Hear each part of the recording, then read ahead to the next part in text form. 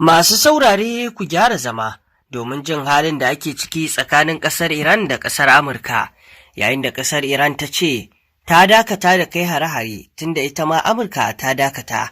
Haka zalika za ku ji cewa da yiwuwar sake tattaunawa tsakanin ƙasar Iran da kuma ƙasar Amurka biyo bayan barahilar da take sake faruwa a gare su. Masu saurare ku biyo mu cikin wannan rahoto domin jin abubuwan da muke tafa da su. Ƙasar Iran ta bayyana cewa ta dakata da kai hare-hare kan abin da ya shafi Amurka, tunda ita ma Amurkan ta dakata da kai mata hari. Kakakin rundunar sojin Iran ya ce Tehran ta dakatar da hare-harenta da take kaiwa a yankin bayan Amurka ta daina kai hare-hare a kwana biyu da suka gabata. Kakakin ya jaddada cewa Iran na kallon hare-haren da ta kai a matsayin ramuwar gayya ne kawai. Har yanzu gwamnatin Amurka ba ta fitar da wata sanarwa a hukumance da ke bayyana dalilin dakatar da hare-harenta ba bayan kusan makonni biyu ana kai su. Sai dai kafafen yada labarai da dama a Amurka na rahoton cewa shugaba Trump ne ya yanke shawarar dakatar da hare-haren bayan jami'an sun nuna damuwa kan raguwar adadin makaman kariya na Patriot da ke da su, tare da fargabar cewa ci gaba da hare-haren na iya janyo rashin jin daɗin ƙawayen Amurka na ƙasashen Larabawa. A wani ci gaba kuma, kakakin ma'aikatar harkokin wajen Iran ya ce an samu ci gaba a tattaunawar da ke yi da masu shiga tsakani daga ƙasar Oman kan yadda za a tafiyar da zirga-zirga a mashigar Hormuz. Haka zalika, a ɗaya rahoton da ke bayyana kuma, Amurka da Iran da yiwuwar za su ci gaba da tattaunawa su koma kan teburin sulhu domin kawo ƙarshen yakin. Amurka da Iran sun mayar da martani ga wata shawarar sasanci da Pakistan da Qatar suka gabatar domin kawo ƙarshen rikicin, inda rahotanni suka ce ɓangarorin biyu sun amince da amfani da tattaunawa ta diflomasiyya domin dakatar da faɗa.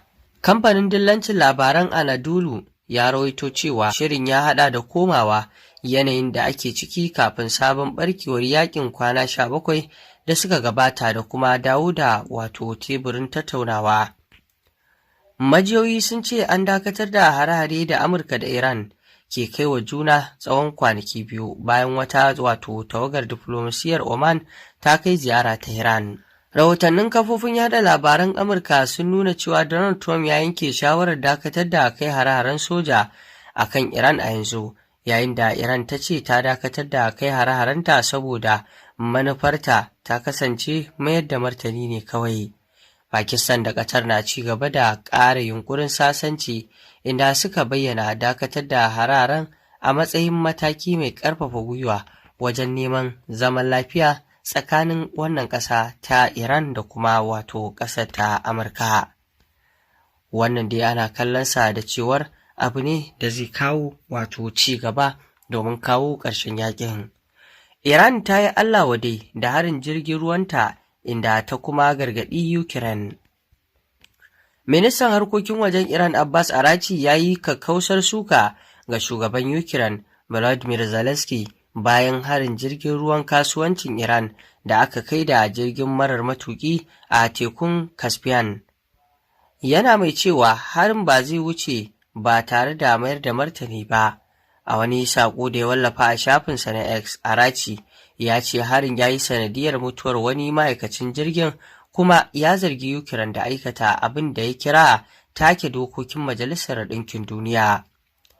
Ya kuma bayyana cewa ya tattauna batun da babbar jami'ar harkokin wajen tarayyar Kaja Kallas da kuma ministan harkokin wajen Rasha. A nasa ɓangaren, Lavrov ministan harkokin wajen Rasha ya jajanta wa Iran kan mutuwar ma'aikacin jirgin, tare da jaddada buƙatar dakatar da irin waɗannan hare-hare. A yanzu dai masu saurare, kamar yadda kuka saurara cikin rahotannin labaran, abubuwan da ke faruwa kenan, inda a yanzu ake sa ran wannan faɗa da ya sake barkewa, wanda ya ɗauki ƙasar Amurka da Iran kwanaki 17 ana fafatawa, an dakatar da shi, tsawon kwana 2 kenan yanzu. Kamar yadda aka ji, babu wani hare-hare da ƙasar Amurka ta kai Iran, don haka ita ma Iran ta dakatar da kai hare-haren nata. Kamar yadda ɓangaren nata Iran dama ta bayyana cewa ba wai kawai tana kai hare-hare ba ne, a'a, ramuwar gayya take yi bisa harin da ƙasar Amurka ke kai mata. Tunda yanzu Amurka ta dakata, to ita ma ta dakata. Haka zalika cikin batutuwan dai kamar yadda kuka je ana yunkurin dawo da maganar teburin sulhu, kamar yadda da aka ɗauko maganar tattaunawa ta sulhu tsakanin ƙasar Amurka da ƙasar nan ta Iran kafin barkewar yakin na kwana 17 da suka ci gaba, inda a yanzu za a dawo da wannan tattaunawa domin ci gaba tare da kuma kawo ƙarshen yakin.